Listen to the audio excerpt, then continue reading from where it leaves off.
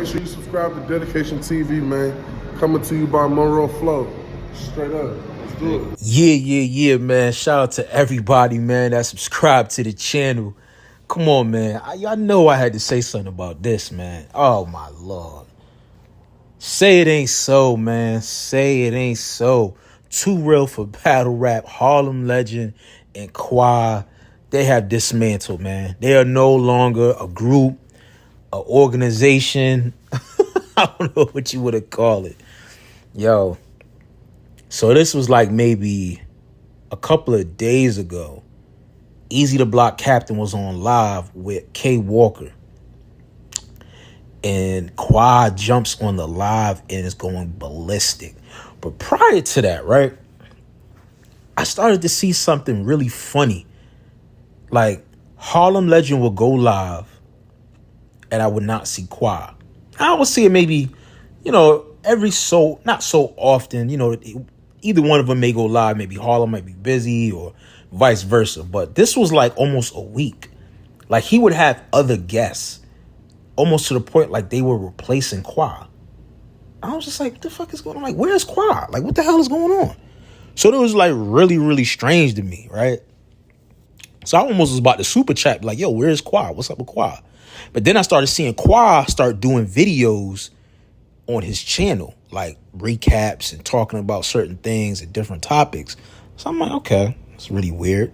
Maybe he's trying to transition to build his channel up or something of that nature. I don't know. He may not have the watch hours, or I don't know. I don't know what's going on, but it was just very, very weird. Long behold, I'm on Easy to Block Captain's live, and Quad is going crazy. He's going crazy on Harlem, Caps, Drizzy. Like, he's just going crazy, mainly on Harlem Legend. So Harlem Legend jumps on the live, and these niggas are going crazy. Mind you, these two are supposed to be partners. They're supposed to be hosts and co-hosts. You know what I'm saying? Like, they're supposed to be doing a show together. These dudes is spitting out of their mouth, screaming to the top of their lungs, SMD, you a bitch, you this, you that. I'm like, God damn, like, what the fuck is going on? Like, what happened? So apparently, now I did my due diligence, right? So apparently, Harlem Legend has a relationship with T-Rex, right? He's from Harlem, so he said he's had a relationship with T-Rex for like over 30-something years. I guess he was on a call with T-Rex. They were having a conversation, and I guess Quad was calling Harlem on the other line. So Harlem asked this Rex, like, yo, you don't mind if I, click on my co-host because he's calling me right now.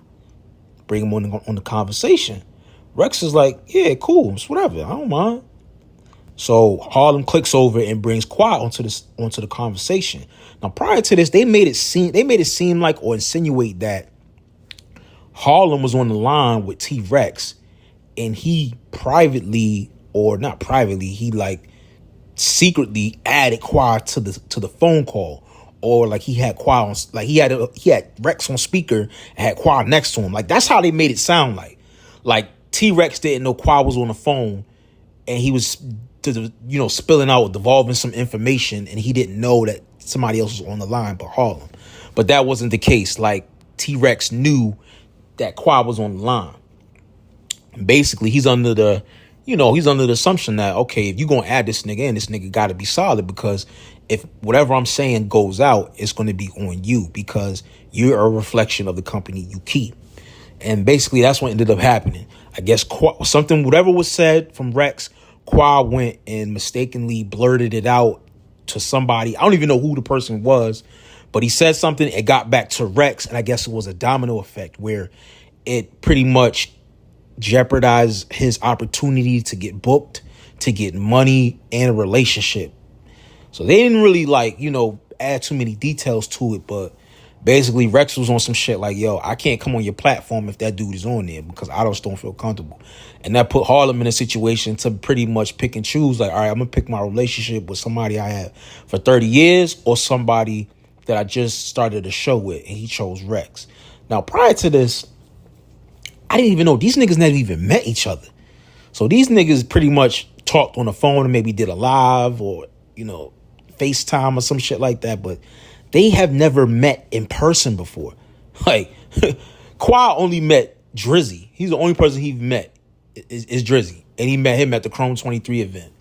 But that's crazy to me. Like, I don't know, bro. That shit is wild, bro. Like, I could understand, you know, y'all having some issues, you know, technically behind the scenes.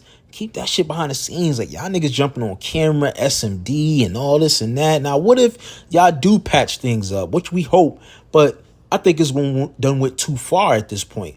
You know, if y'all do patch things up and get back together, it's like, bro, y'all done pretty much dismantle one another. Disrespect on disrespect. Y'all gonna look crazy as a brand. So y'all better off just not getting back together and going y'all separate ways. You know what I'm saying? But it's just so unfortunate because I really enjoyed the dialogue and the conversation that they brought to battle rap. Like, I really liked it. It was raw. It was unfiltered. You understood when you got on their platform. Sometimes they could be biased, but most of the times, like, it was coming from a real perspective.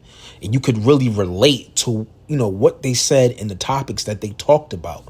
You know what I'm saying? I really, really appreciated that shit, you know? And they kind of like complimented one another, you know? Qua was really like coming into his shell. Harlem was more so somewhat seasoned, but sometimes he still was a little bit oblivious to certain things. But overall, I enjoyed the show, like the content. I love the consistency. Every single day, they put at least 1 to 2 shows. They not being hidden behind a black wall and then posted like 6-7 days later when the topic has no relevance. Caps. You know what I'm saying? Like, I just really enjoyed the show, bro. Like, that shit used to get me through my shifts at work. You know what I mean? And to hear that they're not going to be together, it's just unfortunate, man. It's really unfortunate. And it's crazy because I remember I said something to Harlem Legend. I was just like, bro, I get y'all bringing up all these random people, you know, up on the live, which is cool. It's cool. Show love.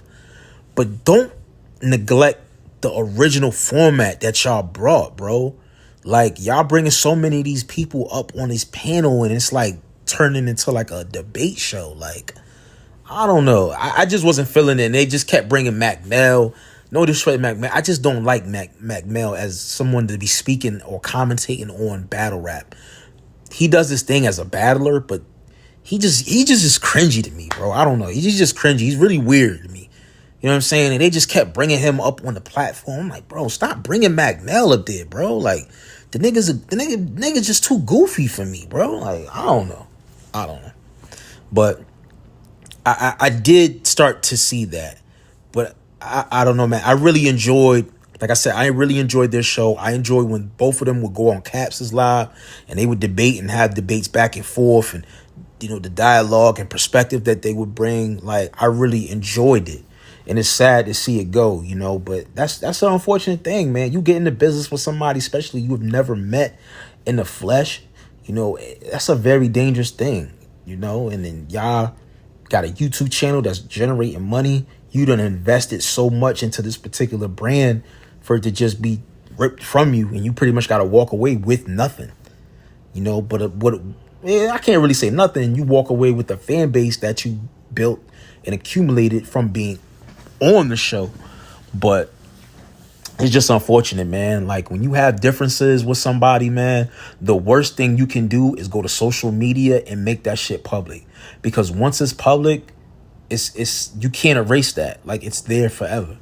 It's there forever, man. So I hope people learn from this shit, man. I hope, you know, that, like I said, they can probably go live together, you know, apologize to one another, piece that shit up, and, you know, and get back to talking about the topics at hand in battle rap, man. Because, like I said, they brought a different element to battle rap media, which I really enjoyed myself.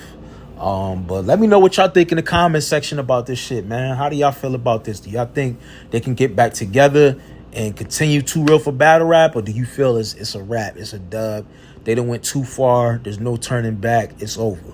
Let me know, man. Subscribe to the channel, man. Hit the like. I appreciate all the love. Follow me on all social media platforms at Ace is Working on Instagram, Twitter, and TikTok. All right, it's your boy Acito. I'm out of here. Peace.